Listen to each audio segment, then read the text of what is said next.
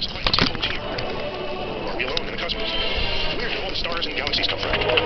These questions are as ancient as human curiosity itself. And our origins, a four-part Nova miniseries, will hunt for the answers. This search takes unexpected twists and turns.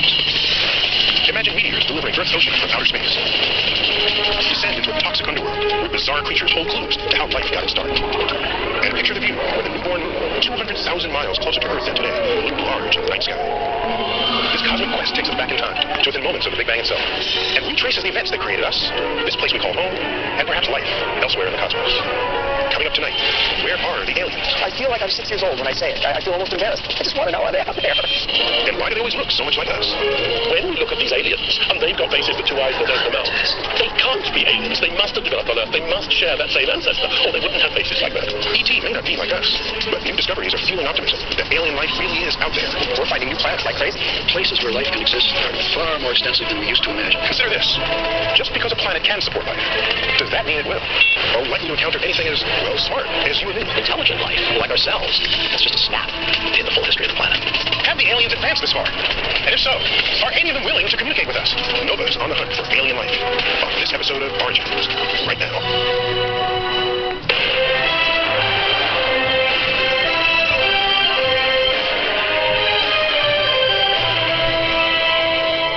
Original funding for this program is provided by the Park Foundation, dedicated to education and quality television, and by Sprint and Microsoft.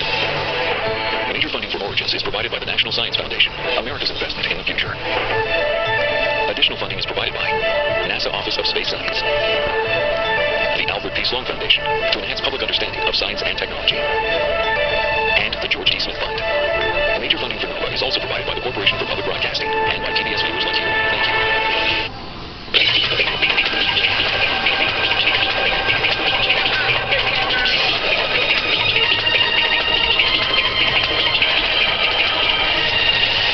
Anyone who visits New York City will see all manner of different life forms.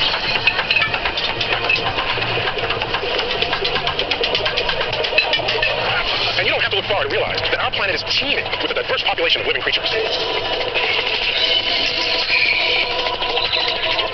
And for centuries, we've been asking ourselves, how unusual is all this? What about the rest of the universe? Is our little planet Earth the only place where the action is? Are we special? I find it hard to believe the fact that we're the only people in this universe. We're definitely not alone. This is not just one universe, you know what I'm saying? There's like 100,000 million galaxies in the universe. There's trillions and billions of universes. Whatever. The point is, it's inconceivable how big things are. To think that we're alone here is ridiculous. Many people are ready, even eager to believe that we're not all alone. And that's the view prevalent in lots of popular films and TV shows. These are the voyages of the Starship Enterprise. It's an appealing fantasy. Star Trek. Star Wars. Men in Black. All portray a universe filled with a multitude of intelligent life forms. Show us the merchandise, you're going to lose another hit. Sometimes they're friendly, and sometimes they're not. Screenwriters have come up with some pretty interesting behaviors for their extraterrestrials. What's that? But they often ignore some basic principles of biology. For example, in the film Alien, a human being plays host to a parasitic alien until it's ready to be born. Oh, God! This has long bothered biologist Jack Cohen. Alien is not concerned with biology. You can't have a creature living in your chest which is bigger than your heart, and you don't know it's there, and your immune system isn't turned on, particularly if it's never seen a human being before. It doesn't work biologically. But it works in a film, because you see the thing coming out of the chest, and it's exactly what they want. It's a horror film. Another classic horror image of extraterrestrials shows them as giant insects, the alien of choice for the film Starship Troopers. But according to the laws of physics, this kind of anatomy is impossible. It's like bringing a mouse up to be the size of an elephant. Its little thin legs wouldn't take the weight and they would break. You have to redesign. It's a lot easier to have a terrifying film with giant ants. As unscientific as the oversized insects of Starship Troopers are, at least they don't look like people. By far, most films, even ones with huge special effects budgets, depict aliens that actually look like they evolved on Earth, because they have faces that resemble ours. Nearly all the vertebrates we see around us, humans included, have faces with 2 eyes, 2 nostrils, and a mouth below. This configuration came from a common ancestor who lived hundreds of millions of years ago. Now, when we look at these aliens, and they've got faces with 2 eyes and a nose and a mouth, they can't be aliens. They must have developed on Earth. They must share that same ancestor, or they wouldn't have faces like that. We expect a living thing, a dog or a cat, or even a fish, to have a face.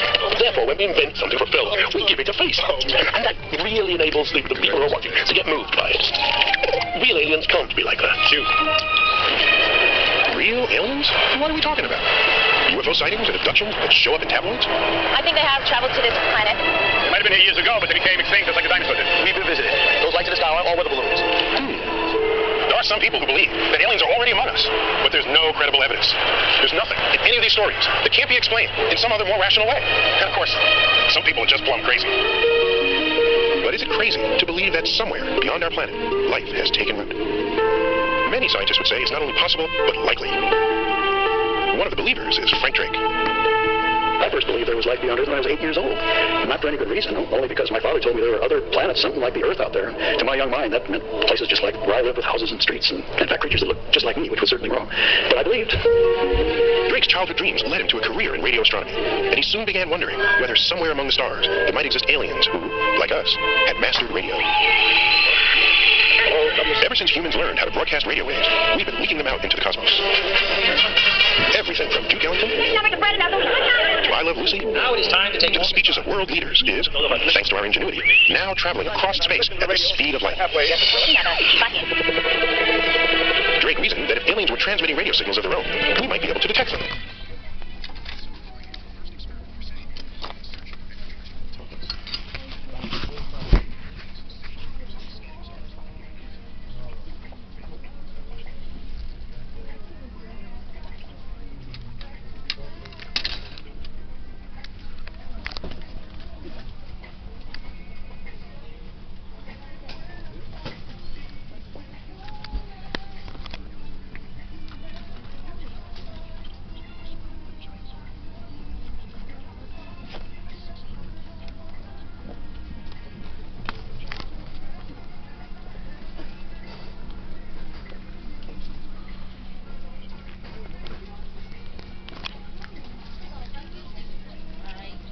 Space, and I asked the question, what do we need to know about?